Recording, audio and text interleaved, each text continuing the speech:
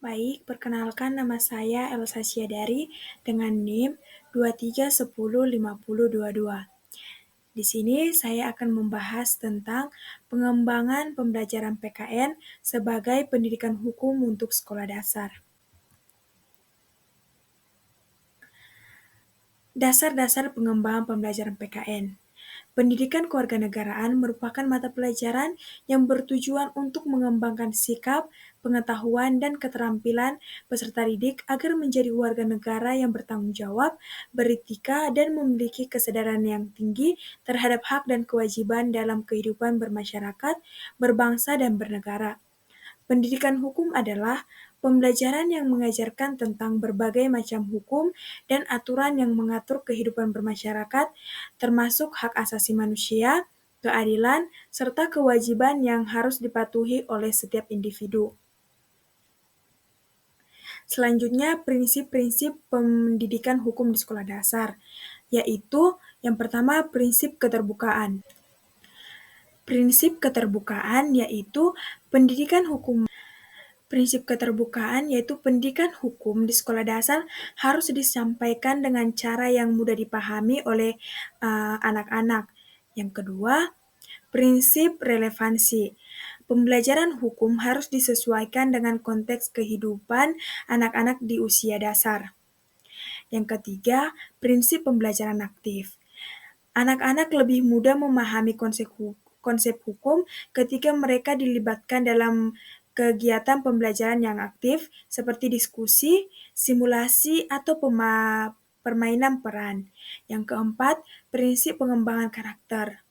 Salah satu tujuan utama pendidikan hukum di sekolah dasar adalah untuk membentuk karakter eh, yang menghargai hak dan kewajiban serta berperilaku sesuai dengan norma-norma hukum yang ada.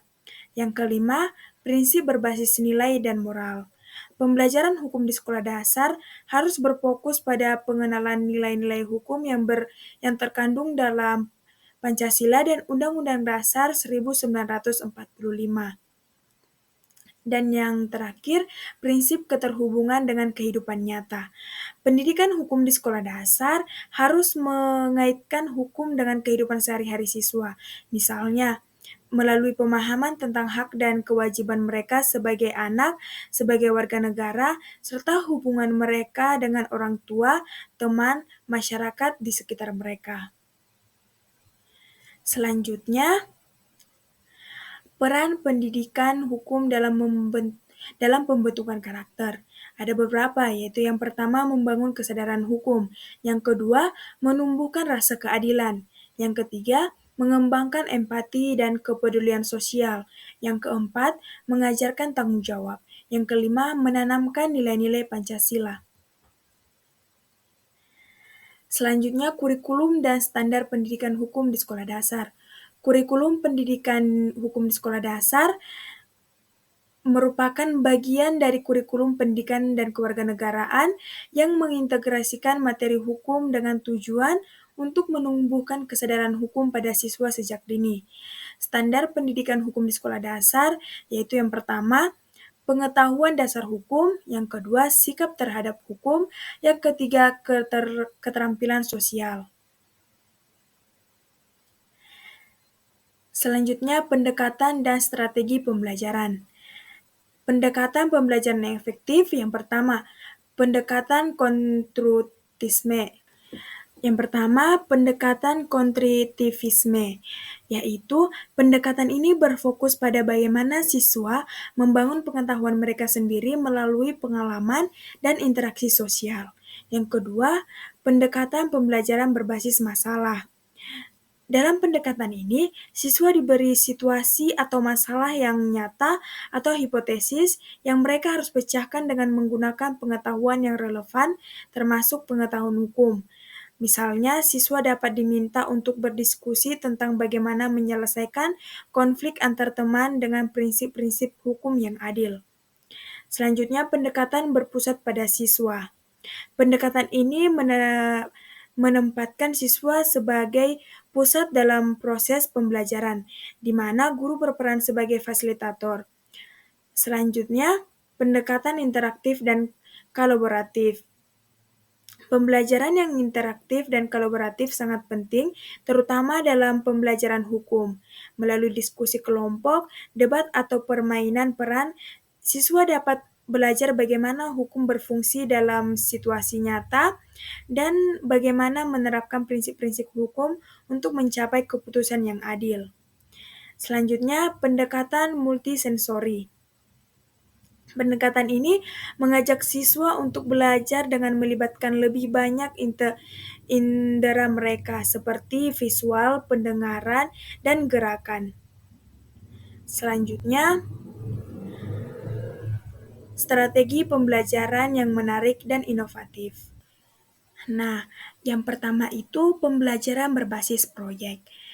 Pembelajaran berbasis proyek memungkinkan siswa untuk terlibat dalam proyek yang memerlukan mereka untuk menyelesaikan masalah atau menciptakan produk yang relevan dengan tema hukum. Yang kedua, simulasi dan role-playing. Role-playing atau permainan peran memungkinkan siswa untuk mengalami situasi yang melibatkan hukum seperti percakapan tentang hak dan kewajiban dalam sebuah keluarga atau situasi di sekolah yang membutuhkan penyelesaian hukum. Yang ketiga, cerita dan narasi. Yang ketiga, cerita dan narasi. Menggunakan cerita atau narasi untuk mengajarkan hukum kepada anak-anak dapat membuat materi lebih menarik dan mudah diingat. Selanjutnya, penggunaan teknologi dalam pembelajaran. Teknologi dapat menjadi alat yang sangat efektif untuk membuat pembelajaran hukum lebih menarik. Selanjutnya, diskusi kasus.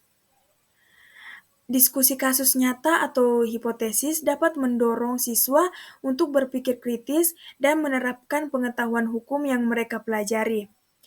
Dan selanjutnya, gamifikasi. Gamifikasi adalah pendekatan yang mengintegrasikan elemen-elemen permainan dalam pembelajaran untuk meningkatkan keterlibatan dan motivasi siswa. Selanjutnya, pembelajaran terpadu. Strategi pembelajaran terpadu melibatkan penggabungan berbagai mata pelajaran seperti PKN dan matematika atau bahasa Indonesia untuk menyelesaikan suatu tema atau topik yang mencakup aspek hukum.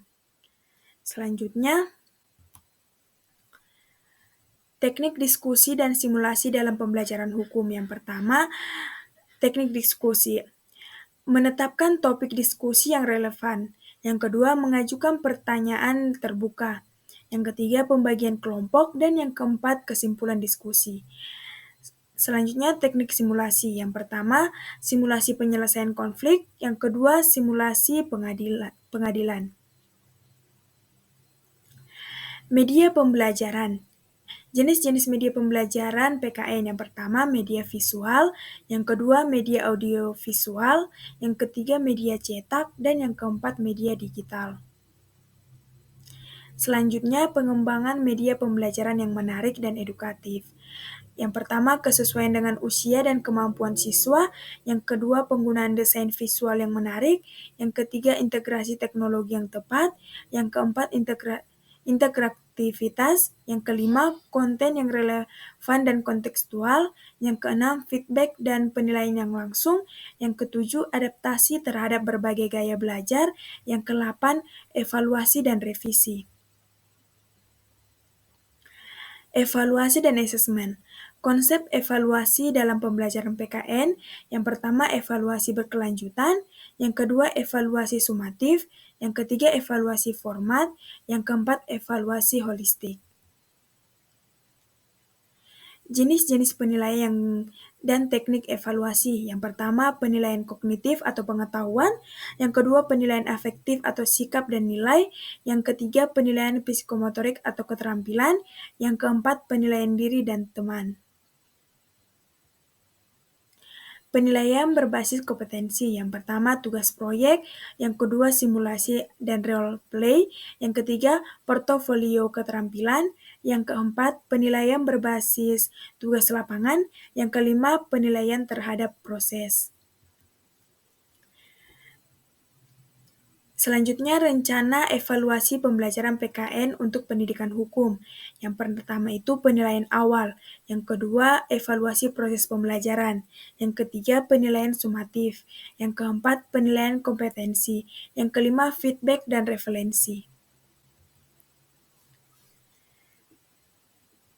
Nah, sekarang saya akan membaca kesimpulan dari materi ini, yaitu dalam pembelajaran pendidikan kewarganegaraan atau yang disebut PKN dan pendidikan hukum, penggunaan evaluasi dan asesmen yang tepat sangat penting untuk memastikan siswa memahami konsep-konsep yang diajarkan, serta dapat mengaplikasikan pengetahuan tersebut dalam kehidupan sehari-hari. Media pembelajaran yang efektif seperti media visual, audiovisual, dan interaktif dapat meningkatkan keterlibatan dan pemahaman siswa, terutama ketika digunakan dalam konteks yang sesuai dengan usia dan kemampuan mereka. Evaluasi dalam PKN tidak hanya berfokus pada penilaian hasil akhir, tetapi juga proses pembelajaran yang berkelanjutan. Penilaian berbasis kompetensi atau outtake assessment menjadi salah satu metode yang efektif untuk mengukur kemampuan siswa dalam mengaplikasikan pengetahuan yang telah dipelajari dalam situasi nyata. Sekian dari presentasi saya ucapkan terima kasih.